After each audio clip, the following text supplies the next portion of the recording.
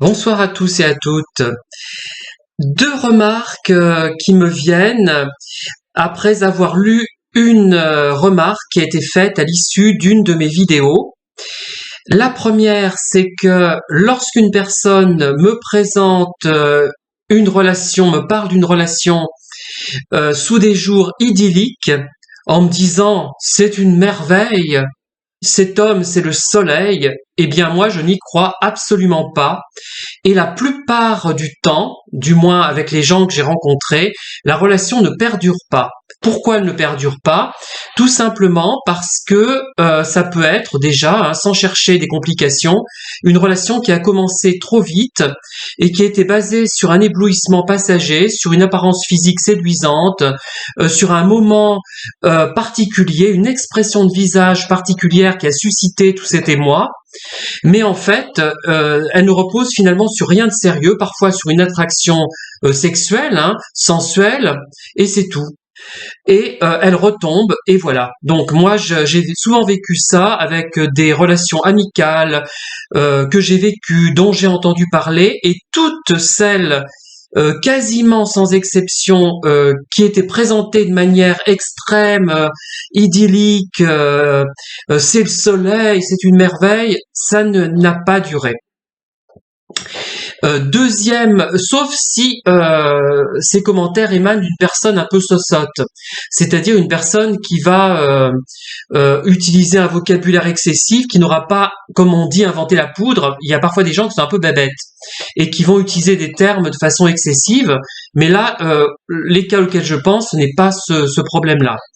Deuxième cas important, effectivement, quand j'ai entendu parler cette ancienne amie avec un petit A, je n'ai pas vu le petit ami en question. Je connais l'ancien petit ami, je connais pas le nouveau.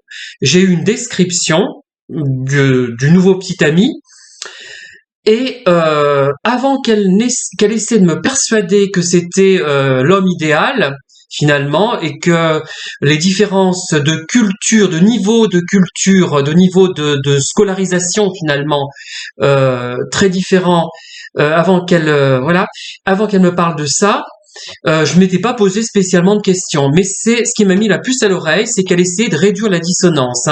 Elle essayait de se persuader qu'elle avait eu raison de rompre avec son ex et de se mettre avec celui-là, manifestement moins intelligent selon les critères, on va dire scolaires et même plus, parce que celui qu'elle a quitté, c'était une sorte de haut potentiel, finalement. J'y réfléchis, plus j'y pense, plus c'était ça. Et l'autre, je ne suis pas sûr que ce soit ça. Donc,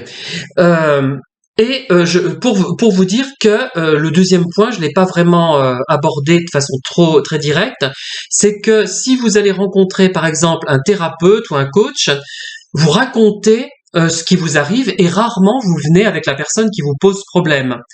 Et à travers ce que vous lui racontez, elle va, le thérapeute, en faisant, comme on dit, la part des choses, en essayant de rester prudent, va en arriver à la conclusion que la personne présente telle et telle caractéristique, que par exemple c'est un pervers, et elle n'a pas forcément besoin de la voir pour en être parfois convaincue.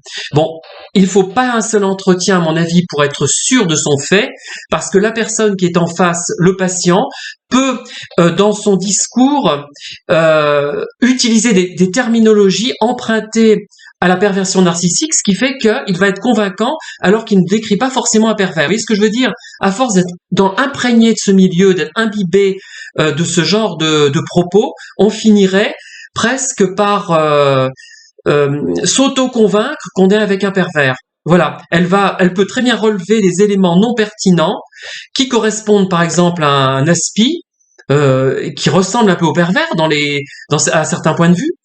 Et voilà. Mais globalement, un thérapeute, s'il voit la personne qui a besoin de son aide plusieurs fois, le thérapeute, être convaincu que que son patient a été confronté à un pervers. Voilà. Il verra les résultats surtout sur la personne. Là, je n'ai pas vu encore des résultats puisque elle paraissait relativement bonne forme, mais ça peut être passager, j'en sais rien. Alors, dans le cas dans le premier cas, effectivement, la relation, comment dire, on ne peut pas en déduire que c'est un pervers, mais on peut effectivement se poser la question. Moi, quelqu'un qui me dit c'est une lumière, c'est une merveille, ou je commence je ne dis rien, j'attends de voir. Et à chaque fois, mais vraiment, ou alors j'ai vraiment pas de chance, je tombe sur des cas des cas typiques de victimes de gens pervers ou pas, ou simplement pas intéressés, pas intéressants, légers, voilà.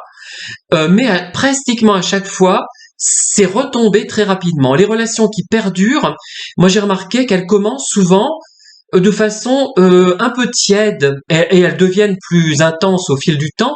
Mais celles qui partent de trop haut, mais attention, sont pas forcément des gens pervers, hein, ça n'a rien à voir. Mais elles partent de trop haut, les gens sont déçus au bout du compte très rapidement.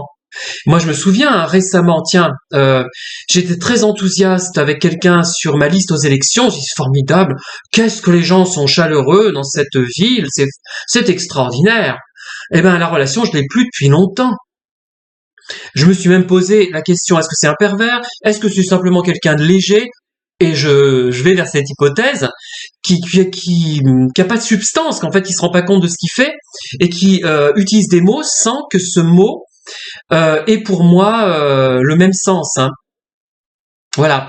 Donc effectivement, un thérapeute ou même nous-mêmes, hein, dans notre vie de tous les jours, on est capable de déjà d'avoir une idée, mais réaliste, parfois pas toujours, hein, mais souvent réalise une personne de par sa description, de par sa simple description. Voilà. Ça peut suffire, pervers ou pas. Moi, je me dis, bon, je sais pas. Enfin, bon, après, chacun voit les choses à sa façon. Mais bon, là, par contre, ce n'est pas une vérité absolue que je vais vous dire. Mais quand vraiment il y a un mélange de genres, ce n'est pas forcément bénéfique. Bon, imaginez-moi avec quelqu'un qui ne se pose aucune question, qui prend la vie comme elle est, qui assiste à des soirées, qui se pose pas de questions sur l'après-vie, qui ne lit pas, qui n'écrit pas, bon encore, ça c'est pas forcément très grave, ça peut coïncider quand même, qui n'est pas spécialement anxieux, qui n'a pas de sensibilité particulière, qui n'a pas d'intérêt, de thème d'intérêt très fort, et ben la relation elle va pas durer éternellement. Hein. Bon, ce qui pourrait se passer, c'est qu'il pourrait y avoir par exemple une entente sexuelle ou sensuelle qui fait durer la relation un certain temps, mais combien de temps elle va durer? Vous voyez ce que je veux dire?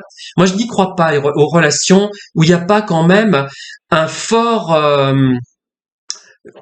même si le thème d'intérêt n'est pas le même, mais un état d'esprit un petit peu commun, une angoisse existentielle, pas celle est psychotique. Attention, j'ai pas dit ça. Hein, une question, des questionnements sur le monde, sur les gens. Enfin, pas forcément les mêmes, mais des questionnements des deux côtés. Vous voyez ce que je veux dire?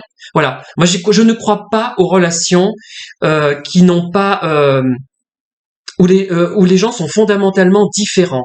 Alors après, la coloration peut être différente, c'est-à-dire que on peut avoir un angoissé existentiel plutôt porté sur les maths et un angoissé existentiel plutôt porté sur la littérature. Là, ça peut coller. Les deux peuvent rester ensemble avec des conflits, avec des incompréhensions, mais ils peuvent rester ensemble.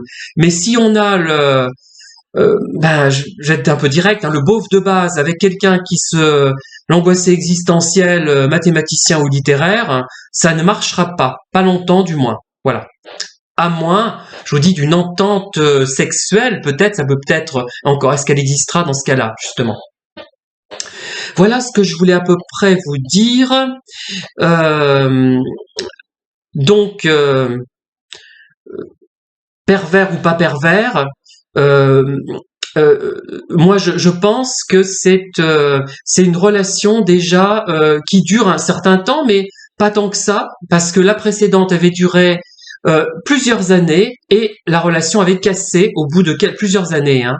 Donc après, il faut rechercher aussi dans la femme, hein, cette femme. Est-ce qu'elle n'est pas instable? Est-ce que se précipite pas trop? Elle rencontre pas des pervers, forcément le précédent n'était pas pervers, hein. c'était une sorte de haut potentiel, mais qui justement ne cadrait pas avec son potentiel à elle, il n'allait pas dans la même direction.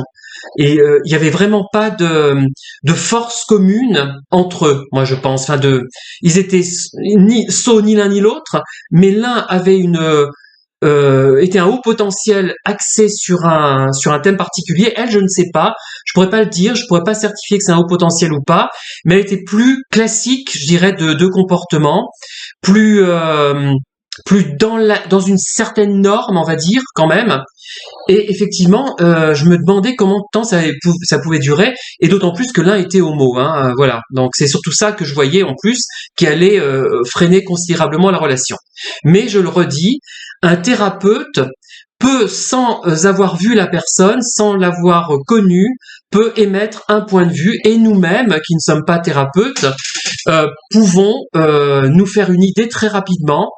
Si la personne, toutefois, comme je le dis, n'utilise pas un jargon trop précis, et n'essaie pas de se persuader, par exemple, ou de vous persuader qu'elle est avec un pervers, par exemple, et là, son jugement sera faussé. Mais je peux vous assurer, quand j'ai expliqué à une psychiatre qui était compétente, celle-là de Sainte-Marie, j'ai décrit le comportement d'un pervers que j'ai rencontré qui était enseignant, eh bien, je lui ai demandé « Qu'est-ce que vous pensez de ce profil ?» Elle m'a répondu « Je pense que c'est un pervers. » Elle ne le connaissait pas, j'en ai parlé pendant peut-être quelques minutes, et je n'ai pas forcément sélectionné les éléments à charge. Voilà. Merci de m'avoir écouté en tout cas. À bientôt avec ce rayon lumineux là qui est assez marrant, qui intervient. J'essaie de me pousser un peu. Et bonne soirée à tous et à toutes.